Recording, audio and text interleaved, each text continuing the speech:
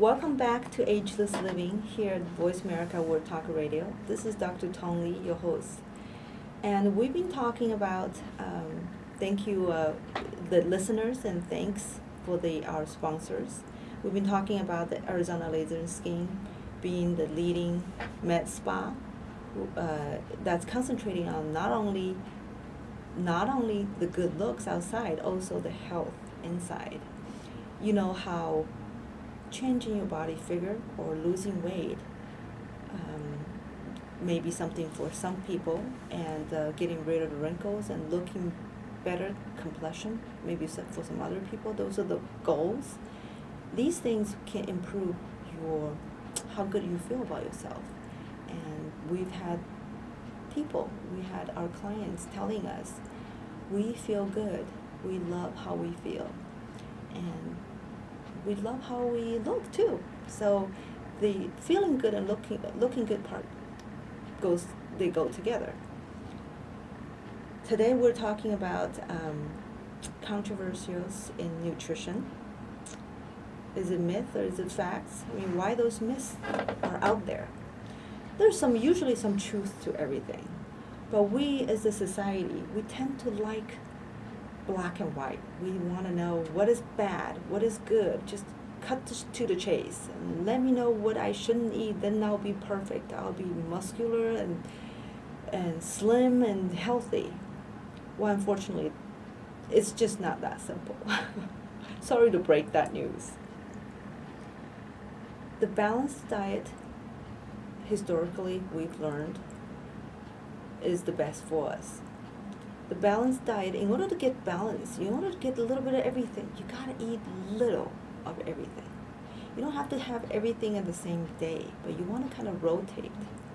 You want to take nutritious food and maybe make a weekly or a bi-weekly calendar of rotating it. You know, I think, like eating fish is really good for you because it has the omega-3, which is what we needed in our diet more so than omega-6, which is more represented in the processed vegetable and seed oil. That we have too much of it in our diet already. But eating fish is something you don't need to do every single day. It's just not realistic. I would think I'll get bored eating fish every day. But I think if you can eat it once or twice a week, even just once a week, it would be great. Is there bad food, good food? Absolutely bad food we should avoid? Well, we know there are claims. People say, oh, I love my low-carb diet. It's the best. There are claims saying that low carbs will make you lose weight. Oh, is carbs really bad for you? Well, intuitively, I think it just can't be true. There's carbs in everything.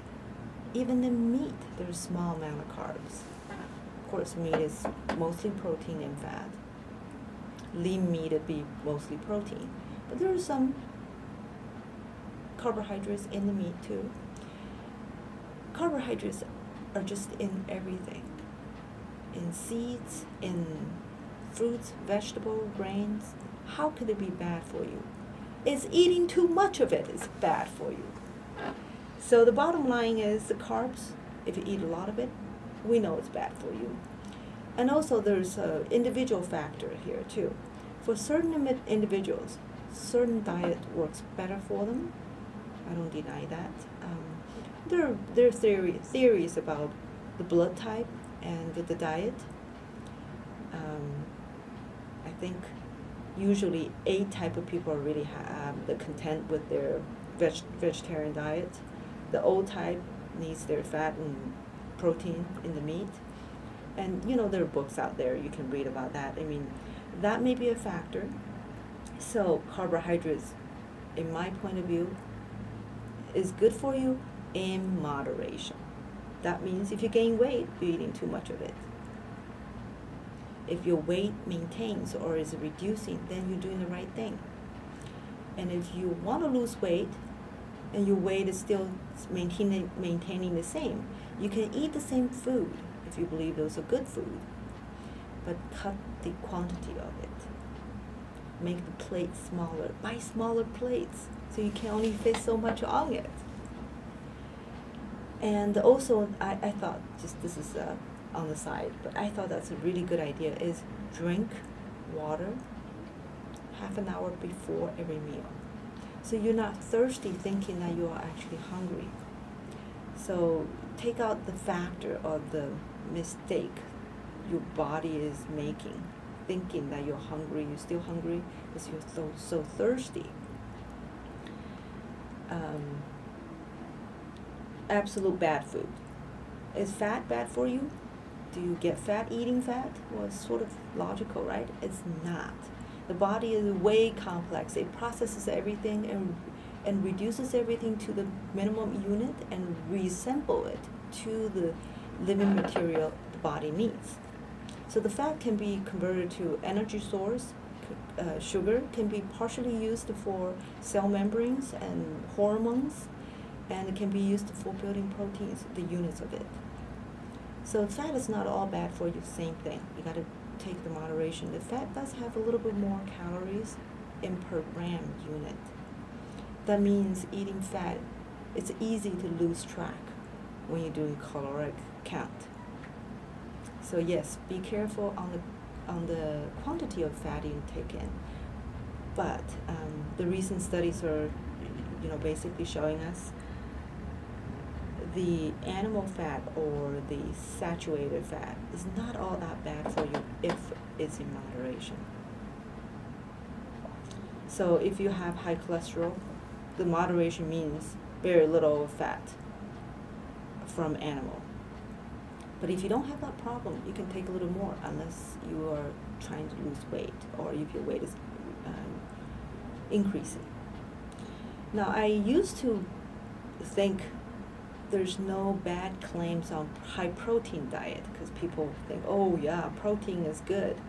You can eat as much as protein. Gosh, you have got 3 categories of food. Carbs bad for you, fat is bad for you, so what's left? Protein, right? And we're a society believing muscle mass. We want to be strong, we want to be masculine, and that's the sign of health and beauty. So protein diet must be good too, right? Must be good for you after the other 2 is bad. The myth. Well, I have read, actually, there are people thinking that protein can be bad for your bones or bad for your kidneys.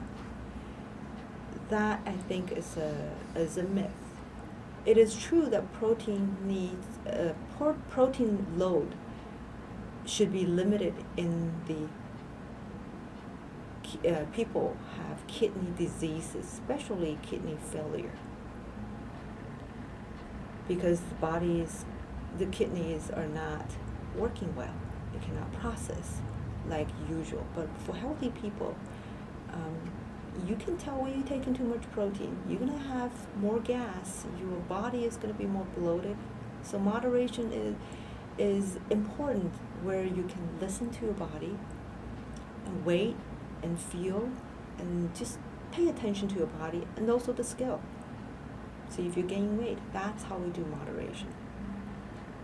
So the bottom line is either carbs or fat or protein. They are good for you. All food, no food is really, really only bad for you if you don't overeat them. Now people say, what about potato chips? Is it good for you? I think it's good for you if you're starving. If you don't have anything around, you're dying from hunger, potato chips is delicious and wonderful. But if you, as a routine, if you are able to cook in your kitchen the wonderful meals that you know are full of nutrients and full of different colors, different balance, different personality, spirits. We're going to talk about that in our future shows about foods, their personalities or quality of properties, and their healing abilities. I would love to share with our listeners a lot of those Chinese ancient healing recipes for food, from food. So that's another separate topic we're going to do in the future. So carbs, fat, protein, they're all necessary and they're all good for you in balance. Now, if you have certain medical conditions, check with your doctor. Like I said, in renal failure or kidney, people with kidney diseases, you need to restrict protein intake. Of course, we're going to also go over another myth about sodium. Is sodium bad for you? So, but the carbs, fat, and proteins are in general necessary for normal people. If you have a medical condition, check with your doctors or get some advice on that. Just the balance. Now, in the old nutritional chart, we were talking about, there's a controversy about that too, like how much protein, how much fat, and how much carbs. I think the new trend is that the carb is okay, the protein's okay, the fat is a little more permitted. I think whatever recommendation is arbitrary, it's man-made, it's not final. So what works well for you, you probably know a lot. You can contribute a lot to it by observing and feeling and listening to your body, by a little more reading, getting to the, I don't know that I'm totally bought into the blood type and diet thing, but I'm open-minded. I don't think it hurts to look into it and try it out in the reasonable degree. I mean, why not? And that's one thing. Nature is really good and generous to us. It's pretty hard to miss out on a nutrition while we're not in a famine. We are not in a shortage of food. So if you're allergic to something, say if you're allergic to peanuts or all nuts, there's another category of food that will replace your need for the nutrients in it. So if you're trying out some diet, it's with some reasonableness in it, it's pretty hard to miss out on some nutrition completely. Oh, of course, there's multiple vitamins out there, supplements you can take. While we're here, I'm just gonna kind of share my opinion about the supplements. The supplements are beneficial in special situations. I believe in a whole healthy diet is the best way to go. And when you are actually eating near perfect, when you're not traveling, not going through extreme stress or diseases or diarrhea or whatever, you shouldn't need a lot of vitamins. This is actually my feeling for decades. Now, it's somewhat confirmed by the most recent announcement or new studies that showed vitamin supplements do not necessarily benefit you. The fish oil is linked to prostate cancer. Well, we all thought that was the best thing. Well, that goes kind of with moderation too. Anything good, if you take it in extreme amount, that's not meant to. The amount of fish oil you will be taking is much more than what you could have taken in regular eating in your diet. So that may be an example of moderation is not maintained. It's an extremely high dose. So if you are ever interested, you can always, I didn't write down the source on the vitamin study that they showed it did not benefit. It's quite recent. It's recent, it lasted a couple of weeks. There was this announcement about vitamin supplements and that.